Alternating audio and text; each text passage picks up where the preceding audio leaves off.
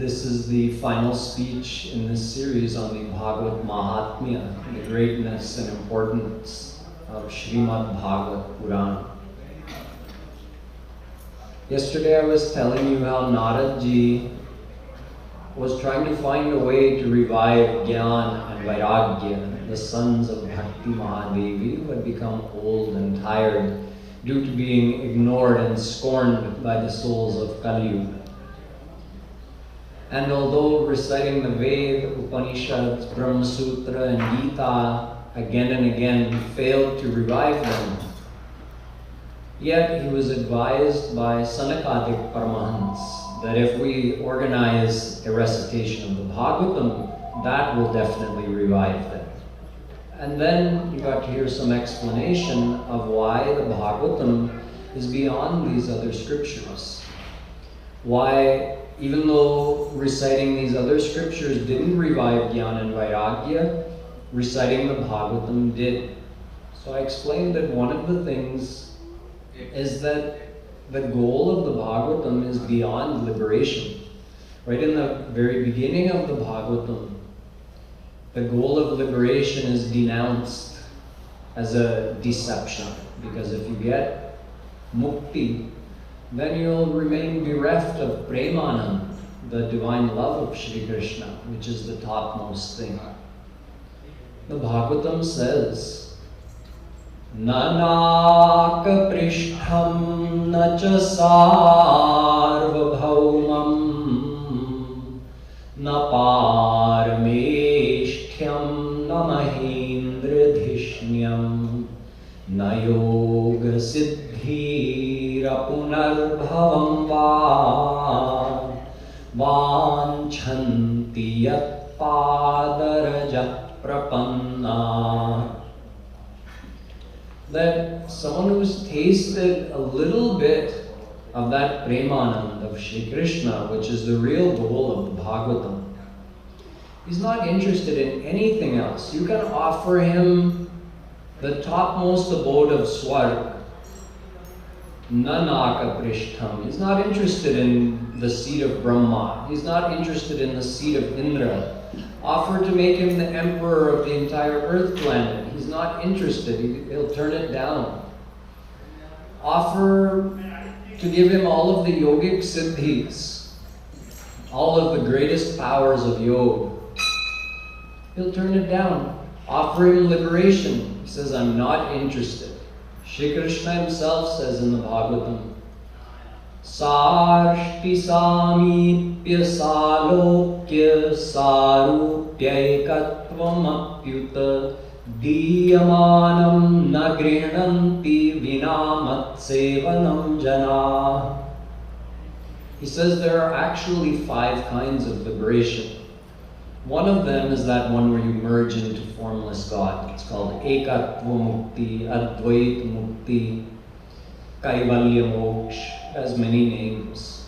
There are 4 other muktis as well, related to the personal form of God.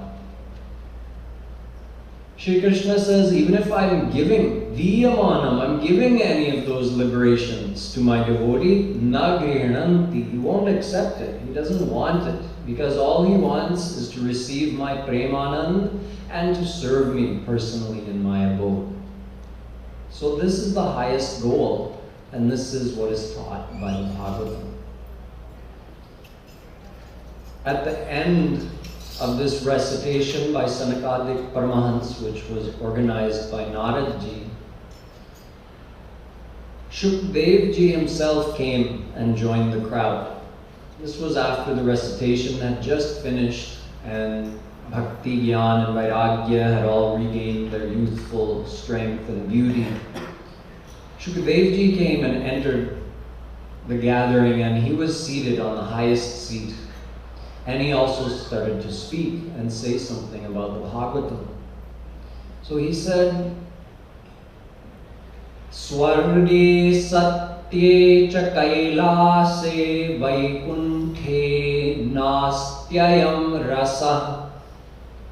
He says, the ras that you can get from loving Krishna the way it's taught in the Bhagavatam, I explained yesterday that those leelas that were done by Krishna and which are recorded in the Bhagavatam, they reveal the different relationships that a soul can have with him.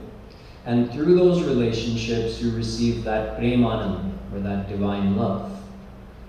So that ras, as it's referred to by Shukdev Ji, is not found, he says, na swarge, it's not found in the celestial abodes, swar. Na satye, not even the highest celestial abode, the abode of Brahma. That ras is not found there.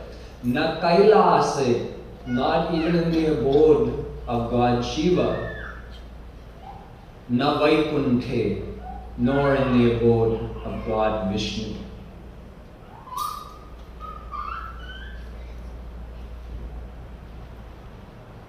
Shukdev Ji is saying that that ras, which is received through the grace of Radha Krishna, by getting to see their leelas or take part in their leelas, it's beyond compare, is not found in any other abode of any other form of God.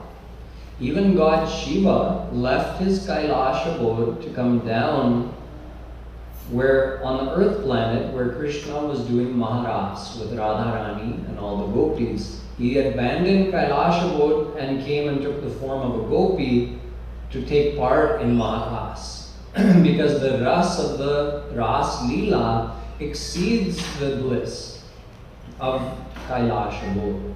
Even Mahalakshmi, she abandoned Vaikuntha abode and came running just to get the chance to observe Maharas happening, let alone take part in it. So this is what the Bhagavatam is teaching us. After Shukdev Ji had extolled the greatness of the Bhagavatam, then some more great divine personalities showed up there in that gathering on the bank of Gangaji at Anand Ghat in Haridwar. Shri Krishna himself came, and along with him he brought some great famous devotees. Prahlad came, Arjun came, Bali came, Uddhav was also with them. And they started a big kirtan. Of course, they asked Krishna to sit on the highest seat of all, and everyone did his puja. And after that, they started doing kirtan. So Indra also came. Indra was playing mridang. Arjun was singing the kirtan. Uddhav was playing jhanj. Sanakadik, Parmahans, they were doing Jai Ghosh, saying Jaykars again and again. Shukdev Ji did dancing, like classical nritya. So in this way, everybody took part and they had a big, beautiful kirtan. Bhakti, Jnana and Vairagya also danced out of sheer joy.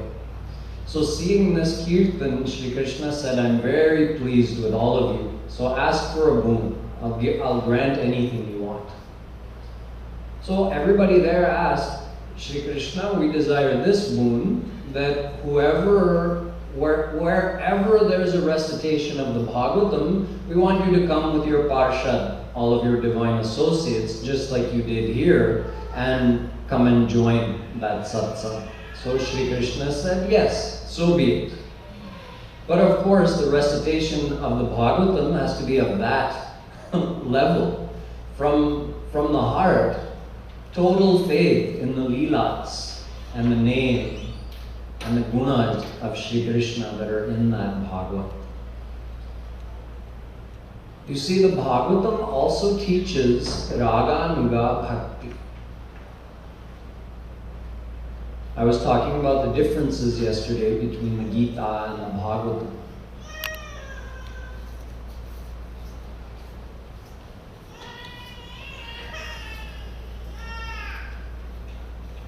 The Gita is related to an almighty form of Krishna. Krishna has many forms. God has many forms. In the Bhagavatam, Vedavyasji says,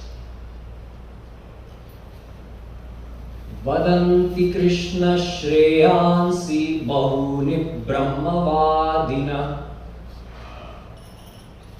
Uddhav ji is asking about the path to God. And why are there so many different paths? And you heard this in the very beginning, that Shri Krishna answered, people interpret the Vedas in different ways, but in fact the main path, the only true path that unites a soul with God is bhakti. So when a soul does bhakti, what form of God are they going to attain? It depends. Brahmeti Paramatmeti Bhagavan iti Shabdyate. Vedavyas ji gives a beautiful reconciliation of the philosophy of the different forms of God. He says there's one Advaya Jnana Tattva. It means one supreme power who envelops and contains and includes everything. The souls, the material power, Maya, and all forms of God. So that one single supreme power appears eternally in three forms. Brahm, Paramatma, Bhagavan. Brahm is formless God, in whom all the divine powers are there, but almost none are manifested. Very little of the divine power is manifested. That's why Brahm has no form, no gunas, no virtues, no discernible or describable characteristics of any kind. But that same Brahm, if more of the power is manifested, he appears as Paramatma. This is the almighty form of God. Like Vishnu, Shiva, Durga, etc. They're all in this almighty category. And Bhagavan, that's like the full bloom form of all the divine powers. When all the divine powers are manifested, then Bhagavan is in the form of Shri Ram and Shri Krishna, where they reveal all of those loving and, in Krishna's case, playful leelas. There's like a gradation, you can say, from Nirakar Brahm, where there's no powers manifested, to Paramatma, Almighty God, where there's some powers manifested, but none of the lovingness is manifested. Just the divine bliss and greatness of God is there, but no premana, no ras of premana, no madhurya. The madhurya is fully revealed in the form of Radha Krishna. And in between that purely almighty form, where there's pure Aishwarya and no Madhurya, and that absolute form where there's pure Madhurya and the almightiness, the Aishwarya, is merged into that Madhurya. Between that, there are a few forms. So you have Radha Krishna as pure Madhurya, you have Mahavishnu and other almighty forms as pure Aishwarya. And in between you have Ram, who is revealing some Madhurya, but still quite a bit of Aishwarya. You have, if you increase the Madhurya more, you have Shri Krishna of Dwarika, who is a combination of Madhurya and Aishwarya, but more Madhurya than is found in Ram. In Mathuradhish Shri Krishna, the Madhurya is further increased, so the Aishwarya is further concealed. And in Golok and Vrindavan, Wale Shri Krishna, it's pure Madhurya. So the Gita it's affiliated to, or it teaches bhakti to, Shri Krishna of that, you could say, mixed opulence form, where it's not pure Madhurya, it's not pure almightiness, it's like a mix, like Shri Krishna was when he was in Dwarika.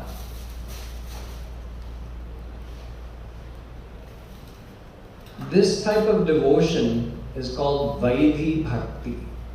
When you worship God as God, He's God, I'm a soul, I have to follow all the rules according to Vedas, how they say to do upasana, what time of the day, take a proper bath beforehand, what to offer, what mantras to say, how to sit, which direction to face.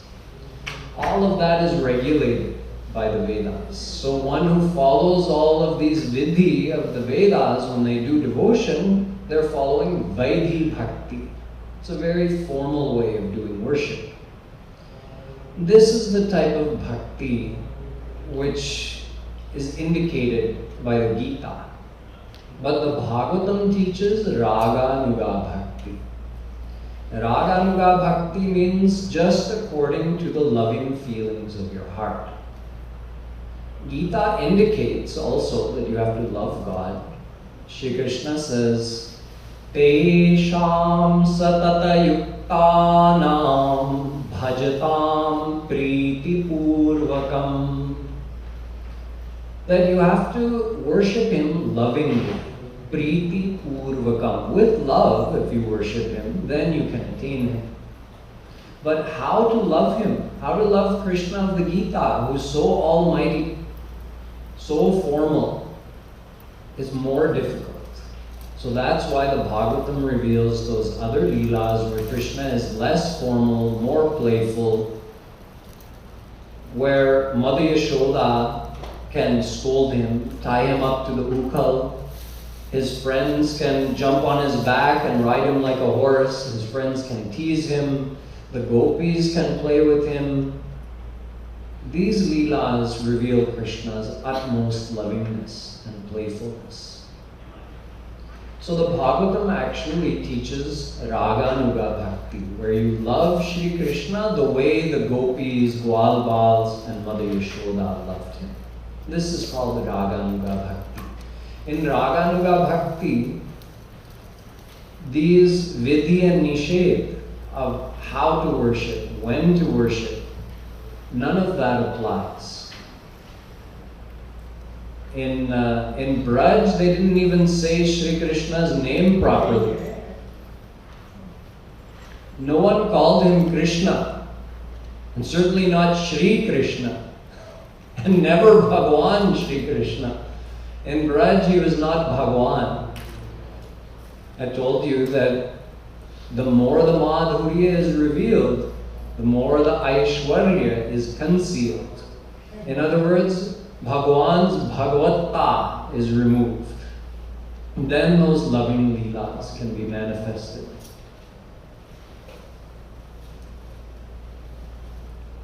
So this is Raga Nuga Bhakti, where you just love God. Because, like I said, in Braj, they didn't refer to him as Bhagwan, they didn't think of him as God, and this allowed those leelas to be revealed and enjoyed both by those saints and by Shri Krishna.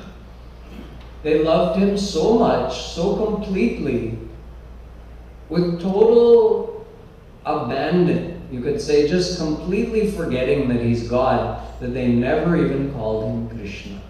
They called him Kanua, Kanhaiya. It's like you can say a nickname. Like if you take Krishna's name and turn it into something else, you get Kanua. So this was because they had no formality. Just like you make pet names for your kids. You shorten it, add some oo on the end. Everybody has pet names. So in the same way, they loved Krishna like that, with no kind of formality or restriction, just the way you would love someone in your own family, or your best friend, or your beloved. So this is the bhakti of the Bhagavatam, Raga Nuga Bhakti, leaving aside all the rules and regulations of devotion, just loving Krishna the way you would want to love him. That's it. So this is a style of devotion which you can use to purify your heart. So in this way, we understand that the Bhagavatam is beyond other scriptures, both in terms of the way it reconciles all the philosophies in such an elegant way, and in the way that it contains the ras of Krishna's Premanand revealed in his Leelas, which is not revealed in other scriptures.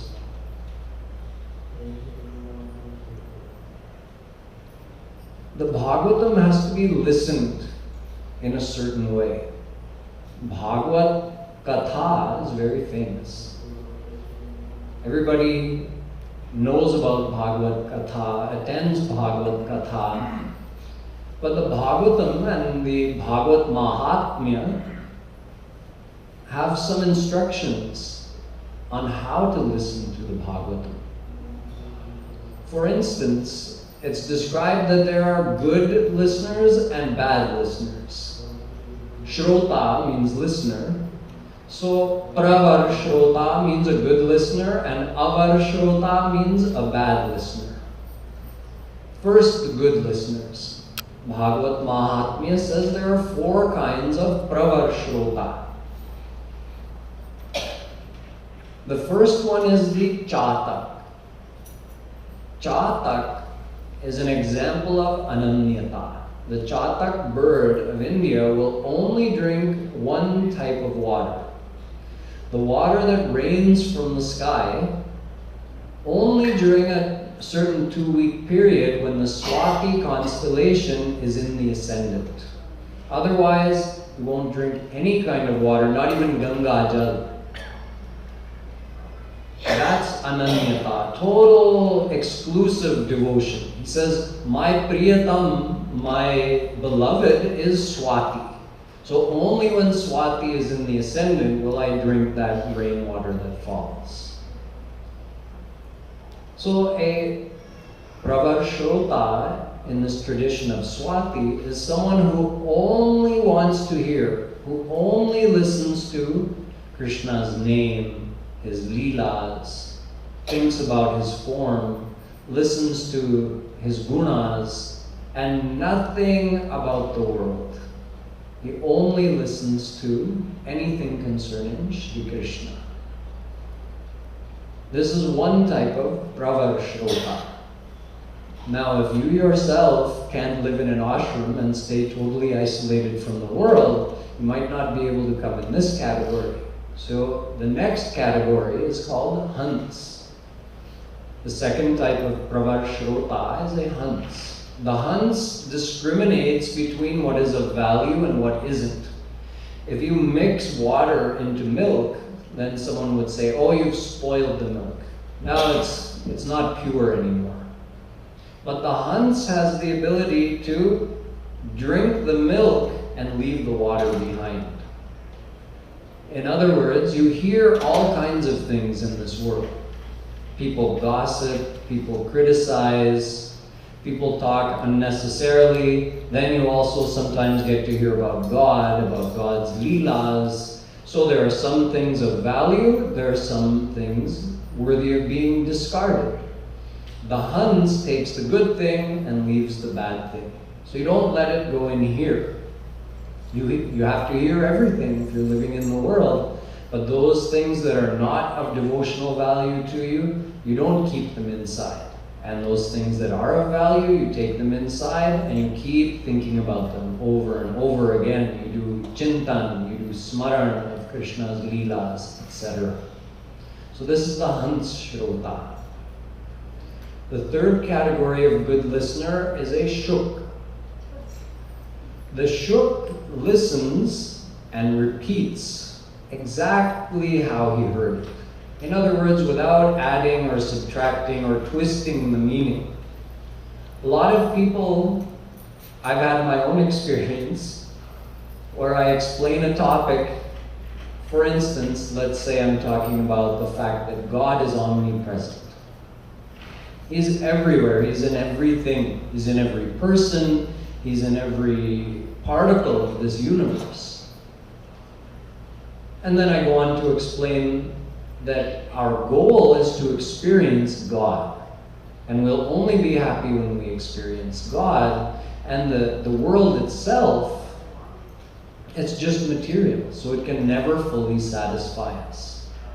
So we have to do devotion to God. We have to attach our mind to God, then we'll be able to experience Him. So many times I've been asked after giving a talk on such a subject that Well, you said that God is in everything, so by attaching my mind to the world, I'm attaching my mind to God, right? In other words, twisted it. Took the thing, you heard it, and twisted it so that you can use it the way you want. No, that's not the philosophy. If your mind is attached in the world, yes, God is there, that's fine. But unless you attach your mind to God who is in that thing, like the food you're eating, if you're just eating it for the taste, you're multiplying your material attachments. Oh, but God is in the food. It doesn't matter. Your mind is not in God. Your mind is in the food. So if you eat the food thinking, God is in here, I'm taking God into myself. Or I offered this food to Krishna, so I'm eating his leftover. Then your mind is in God, not in just the taste of the food.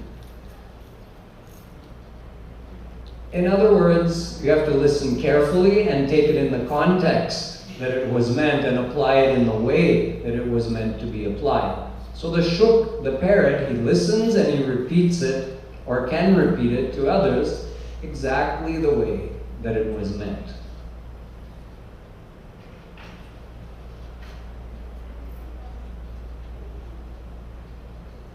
The fourth kind is the meme, the fish.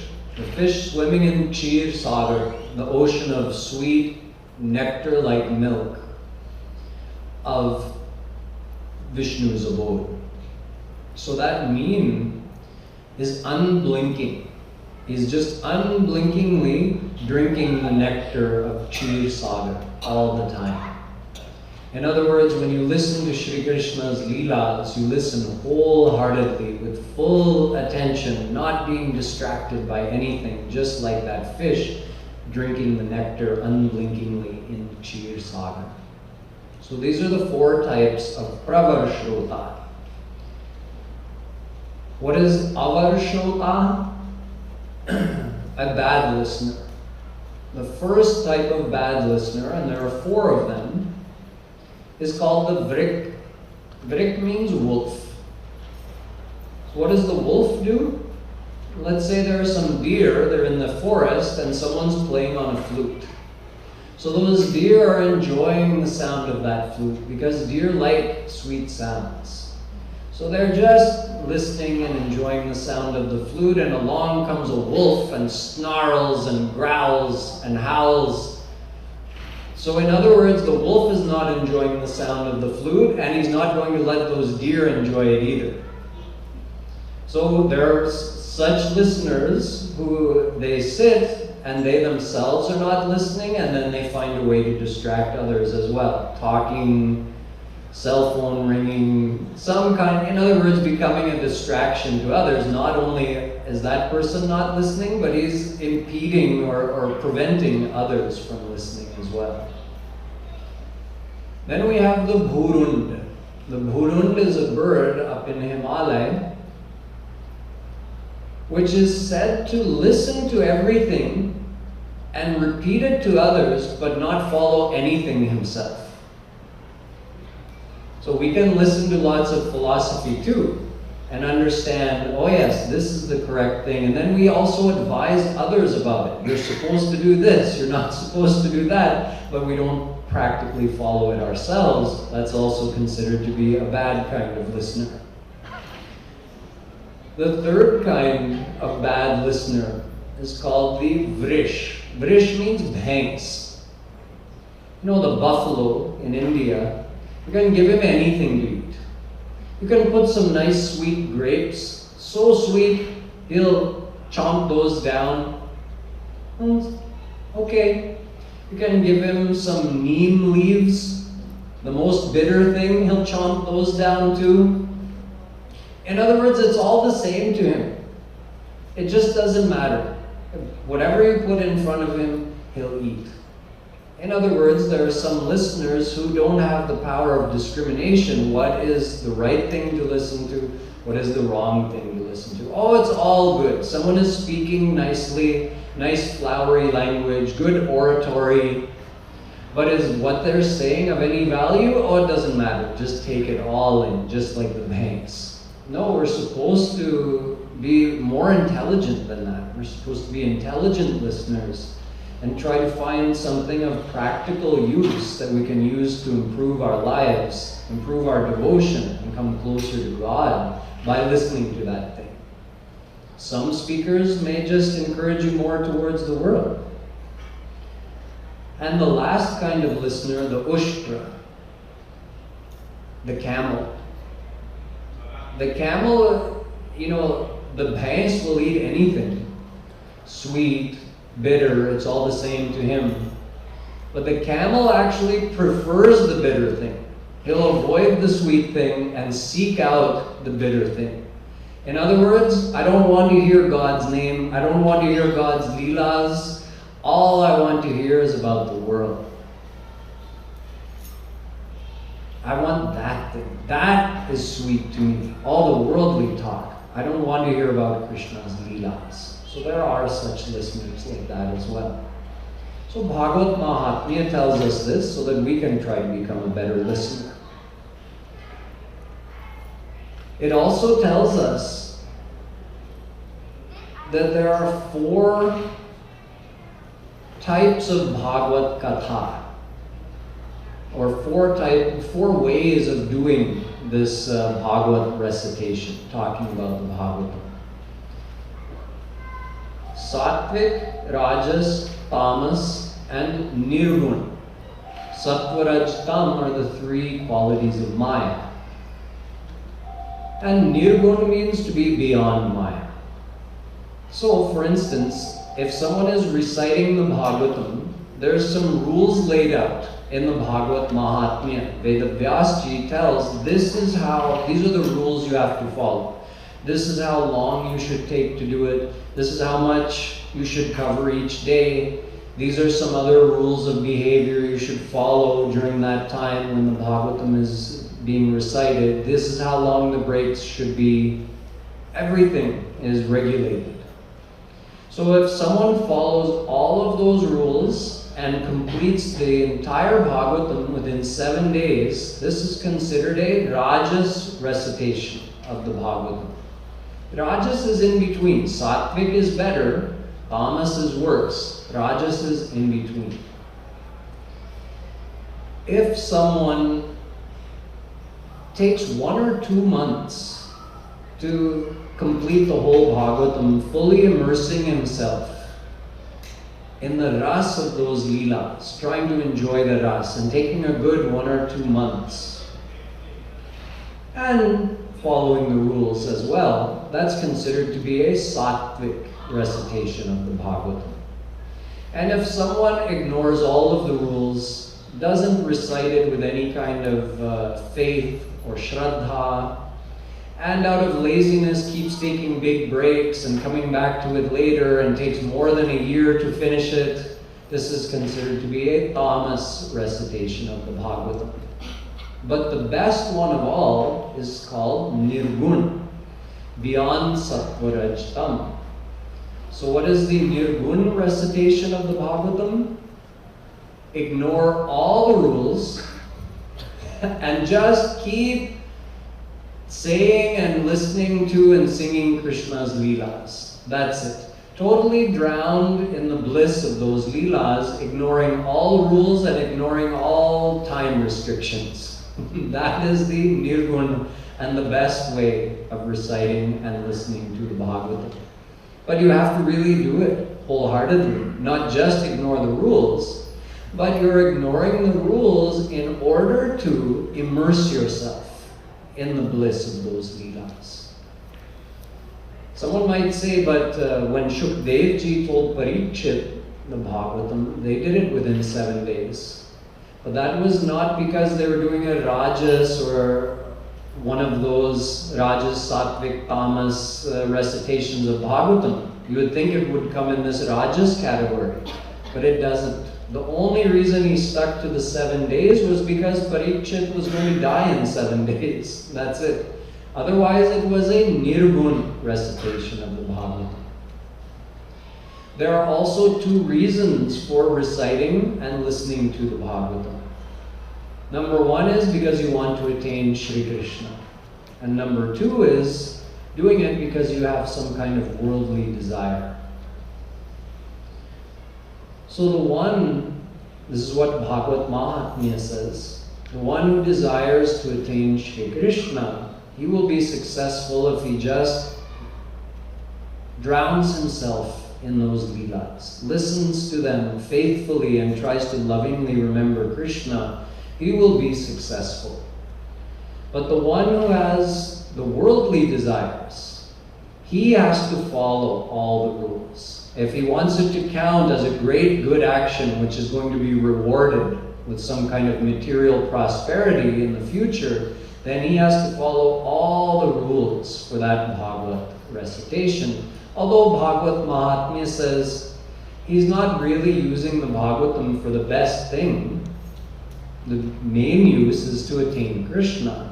But it's still, he's getting some benefit from it. Even the one who does a tamas recitation of the Bhagavatam gets some benefit. It's better than not doing it at all. This is what Sanakadik Paramahansa say in the Bhagwat Mahapuran. So in this way we understand how the Bhagavatam stands above other scriptures, why it's so special and important, and how we're meant to listen to the Bhagavatam.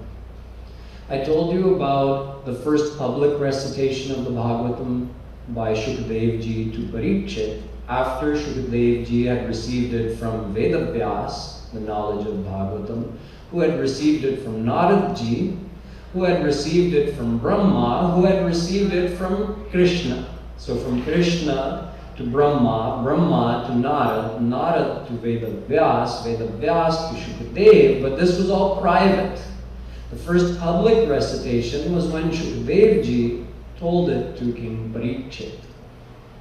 This was in the year 3072 BC. A little bit after Krishna had disappeared, 3072 BCE. After that, I told you about another recitation, which happened 150 years after that. That was by Sanakadik Paramahansa, organized by Narad Ji. But when Sanakadik Paramahansa, when they were about to tell this Bhagavatam in this beautiful ghat on the bank of Ganga Ji in Haridwar, they first wanted everybody to understand the greatness of the Bhagavatam. So they told about one other public recitation which happened just before their telling. And in this, it also highlights the necessity of how you're supposed to listen to the Bhagavatam. There was a husband and wife. The husband was named Atmadev, and the wife was named Dhundhuli. Atmadev was a very pious person, very learned in the Vedas and other scriptures. Dhundhuli was more quarrelsome, lazy, gossiping, this kind of character. They had no children. They had tried for many, many years to have a child, and they had failed. So it made them sad. Although they had a good life, they were very sad that they had no child. So one day, Atmadev was sitting at the edge of a pond, and a saint came by, and he saw that his face was looking very troubled. So he asked him, "What's wrong?" Atmadev told him about he and his wife being childless.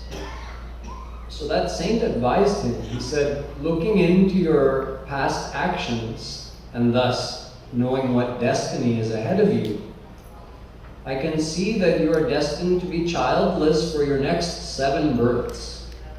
So it's best if you just live with it. Live your life. Don't desire for things that you don't have. Be content. Just live a good life. Atmadev said, please do something. You have to help me. Use your divine power to help me find a child, or I may die of sadness right here in front of you, right now. So the saint said, you have to be careful what you ask for.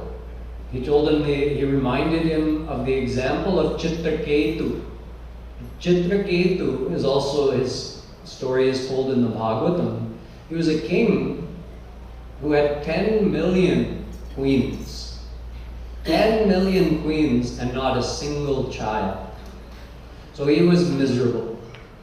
Naradji and some other rishis came to him and he begged them, the same way Atmadev is begging, please, please, you have to do something to give me a child. And they said, no, no, no, you can't mess with destiny. If you're not destined to have it, even if we have the power to give you that, it may make your situation even worse. It's better that you're content with what you have.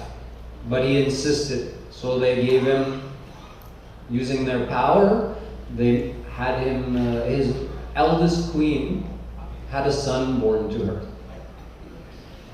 But not long after that son was born, all of the other queens became so jealous because now that queen was getting all the attention. She was the one who had a son born to her. All of the other queens became so jealous, they conspired together and they poisoned the king's son, and he died. Now the king was far more miserable than he was before he had had the son born to him. Naradji came back and he said, I told you, sometimes you don't like your situation, but it's better off than what you have now, isn't it? So he tried to advise Atmadev that you should just be content with what you have.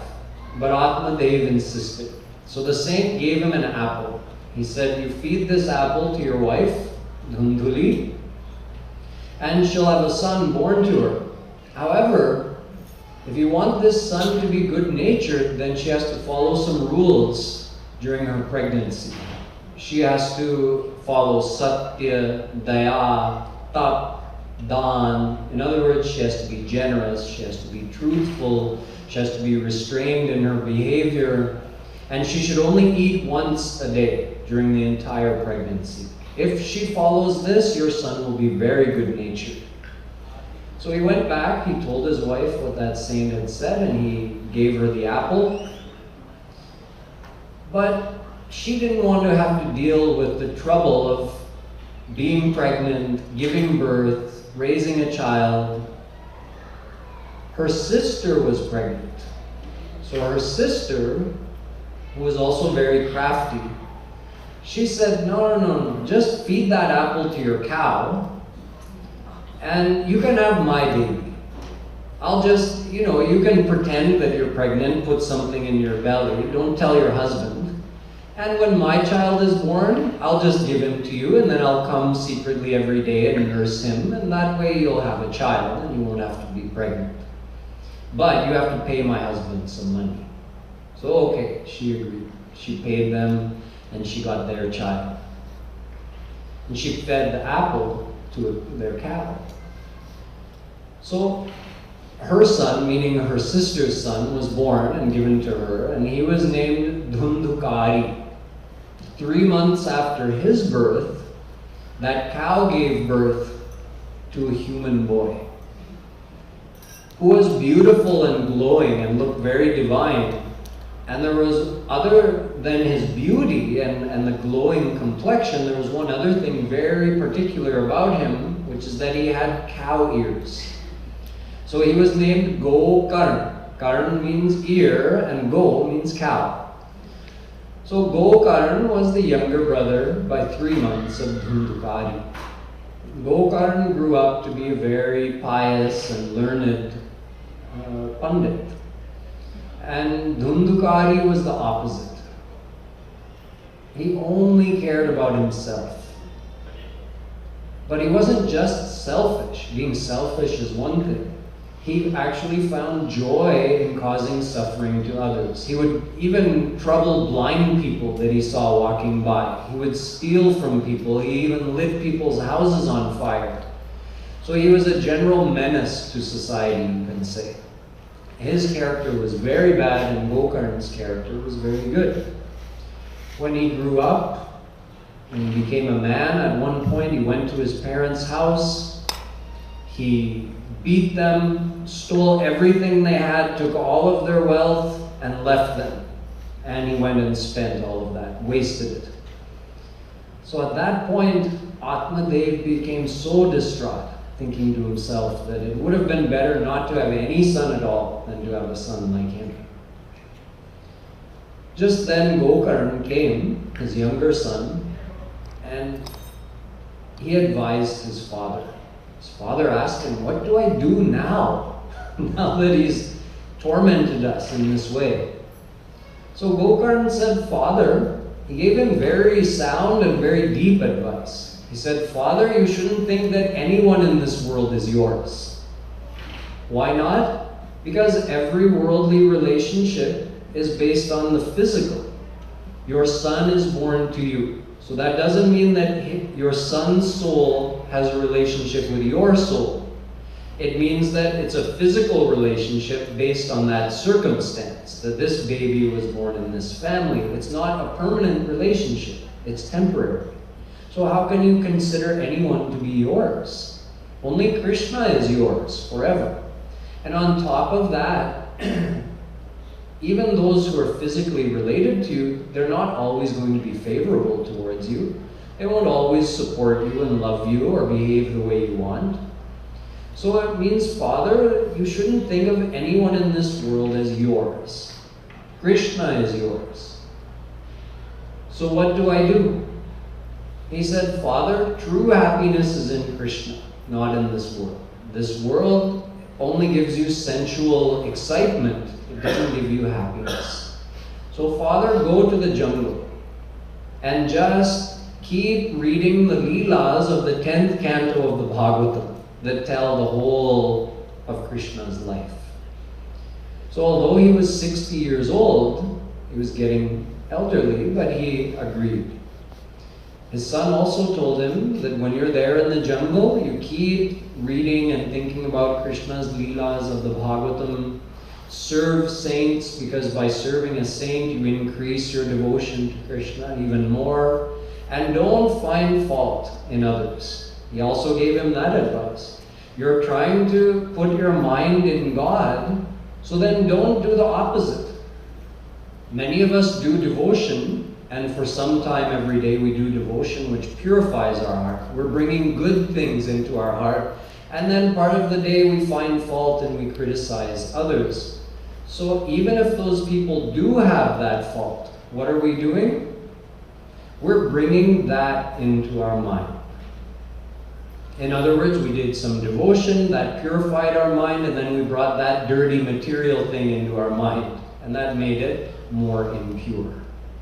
Even if we dislike that thing we're thinking about someone's bad qualities, and I dislike that quality in that person.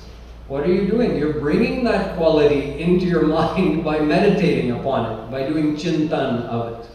So he said, Father, don't find fault. Just go and keep your mind in God, serve saints, think of Krishna's Leelas. And his father did just that, and he attained Krishna before his death. He realized Krishna. Now, Dhundhukari got into even more trouble. He started living with 5 ladies. They were public entertainers. And they put great demands on him. They wanted more and more wealth, more and more jewelry, and the only way he had to provide for them was to steal. Now, one day they gave him a big long list. These are all the things we want. This jewelry, this gold, these diamonds. So he went out and he just stole all of it and brought it back and gave it to them. A huge hoard of loot. So that night, those women were talking together and they said, you know, one day he's going to get caught doing this. The king is going to catch him and he's going to hang him and take all of this wealth. So better that, and before that happens, why don't we kill him and take off with all of the wealth?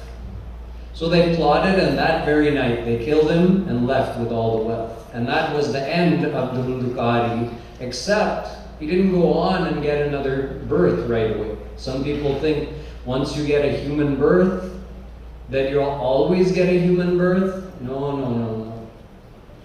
Depends on the karma. If we're bad, we don't get another human birth right away. We get lower birth in the lower species.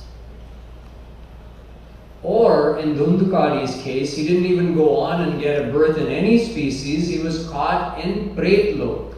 Pretlok, the spirit world, is here on this earth planet, and some souls, because of their extreme attachments and bad actions or selfish actions, when they leave their physical body, when their body dies, although you're supposed to go on according to your karma and get another birth,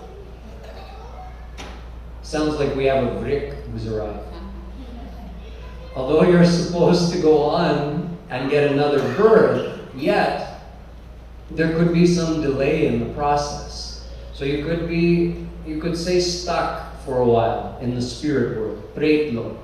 So there are always spirits, there are always souls who have to spend some time in the spirit world. We can't see them normally, but they do exist. They can't physically be involved with anything here on earth, but they can see what's happening. So Dhundukari became a Bhayankar Pret. He had no form, he just existed as a whirlwind. One night, after doing his brother's Shraddh, because Gokarn was a very pious-hearted individual, he knew that no one is going to help my brother if I don't. So he had actually gone to Gaya. Gaya is supposed to be the most pious place to do Shraddh, when someone has passed on, to try to help them, to give them some more punya to help them move on to their next birth. You can do this Vedic ceremony called Shraddh. So he did Shraddh in Gaya, and then after that, wherever he went, he did his brother's Shraddh when the time came, when the right time came. After some time, he had returned to his home. Gokar returned to his home. It was night, and he decided to sleep in his angan, in the courtyard, the open courtyard. So he came to his home, lay down in the courtyard, started to go to sleep, and then he heard this big sound, like a very scary sound, because Dhundukari, he was always suffering actually, suffering from hot and cold and hunger and thirst, but he had no way. When you're a pret, you can't eat anything, you can't drink anything, you can't get warm, you can't protect yourself from the heat. So he was always suffering, and he was always, you could say, wailing in pain. So Gokarn heard this sound, and then his brother Dhundukari showed himself. He showed himself as a buffalo, then he showed himself as Indra, he showed himself as Agni. So Gokarn is thinking that this must be some poor soul who's caught in the spirit world. He asked, "Who are you? Are you a pret? Are you a rakshas? Who are you?" Dhundukari was suffering so much he couldn't say anything. He couldn't even speak properly. He was just crying and crying and crying. So Gokarn took some Ganga Jal and sprinkled it on him. So that gave him a little bit of relief, so that he could at least talk. And he said, "Oh brother, it's me, it's Dhundukari. I'm suffering so much. All I can do is breathe the air, but I'm suffering from hunger and thirst, hot and cold. Can you please do something to help me?" So Gokarn was very surprised. He said, "I already did your Shraddh in Gaya. If that didn't help, what else could help? I don't know." Dhundukari said, "Brother, you have no idea. I did so many terrible, wrong actions. Even if you did hundreds of Shraddh for me in Gaya, it's not going to release me from this Pret Yoni. So please, try to find something." Gokarn said, "Yes, I'll find something, don't worry." So Dhundukari went away, and the next morning, because Gokarn was very, very known and respected in that locality, he was a respected Pandit. So the next morning, once everybody knew that he had returned home, everybody came to pay their respects and visit with Gokarn. And he told them his problem, and he asked for their help. There were many learned Pandits among them, and they started pouring through the scriptures and trying to find some solution to this problem. They couldn't find any solution. What are they supposed to do? So Gokarn decided, let's ask Surya, the sun god. So using his power, he stopped the forward progress of Surya Dev. So Surya asked, what do you want? He told him the problem. Surya said, oh, it's very simple. You have to do Bhagwat Saptah. Recite the Bhagavatam in 7 days. That will release him from this Preti Yoni. So it was decided. They organized a big Bhagwat Saptah. And many, many people came to hear. There was a big excitement when they heard that the Bhagavatam was going to be recited. Now, since Dhundukari didn't have an actual physical form in which he could sit and listen to this recitation of the Bhagavatam, there was a bamboo staff that had 7 joints in it, 7 knots. So that was very near the front of where everybody was sitting. He came and he entered that, and he stayed in that to listen to the first day of the recitation of the Bhagavatam. So Gokarn, according to the allotted time, he finished that day's recitation of that part, the first part of the Bhagavatam. So when he finished, there was a big cracking sound, and that first knot of that bamboo staff split apart. So everybody was amazed. But then it was the time to rest, so people rested, they came back the next day, and then he continued with the Bhagavatam. At the end of the second day, again, the second knot cracked and burst. And this went on happening, so that at the end of the 7th day, the 7th knot burst, and Dhundukari appeared before them. But he didn't have, he was released from his Preti Yoni, and he was actually in a divine body standing in front of him. And he bowed to his brother Gokarn and thanked him. Not only had he been released from his Preti Yoni, but in fact, he attained Shri Krishna by listening to the Bhagavatam. So there was an aerial car that came from Vaikuntha abode with one of the servants of Mahavishnu, who came and took Dhundukari and was taking him up to the divine abode. But there were so many other thousands of people who listened. So Gokarn asked, oh, before you go, can I ask one question? Why is Dhundukari getting to go? All of these people also heard the very same recitation.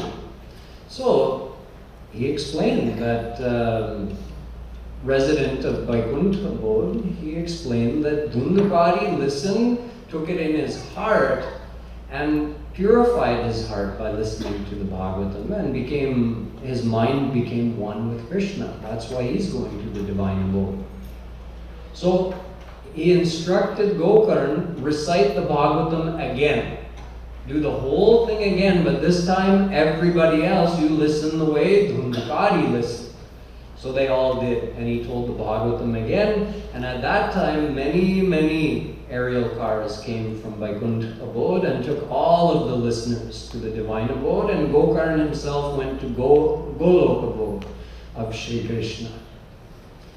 So in this way, I've explained to you the importance of the Bhagavatam, the greatness of the Bhagavatam, how you're supposed to listen to the Bhagavatam, some of the essential things that the Bhagavatam teaches, like that the actual goal of human life is not just liberation, but in fact to attain the divine love of Shri Krishna, who is the personal form of God in his absolute full-bloom form. And that in order to do devotion, we have to do it from our mind. We have to surrender our mind to Krishna by lovingly remembering him, remembering his leelas, establishing a relationship with him in our heart, and thinking of him like ours. And that the 3 main forms of bhakti, which are recommended in the Bhagavatam, are this smaran, which I just explained to you, thinking of Krishna lovingly in that way, kirtan, while doing smaran, chanting Krishna's name, virtues, leelas, and shravan, listening to his leelas and listening to the philosophy. These are the 3 main ways that the Bhagavatam recommends practicing bhakti in order to attain Shri Krishna in this life. So in this way, this week, I explained the Bhagwat Mahapuran to you, and the next time I come, we'll get into the actual leelas of Shri Krishna. Now that you understand some of the importance and how to listen to them, so I'll come again and we'll start covering the leelas in chronological order when Krishna came on this earth planet. Boli Vrindavan Bihari Lal Ki.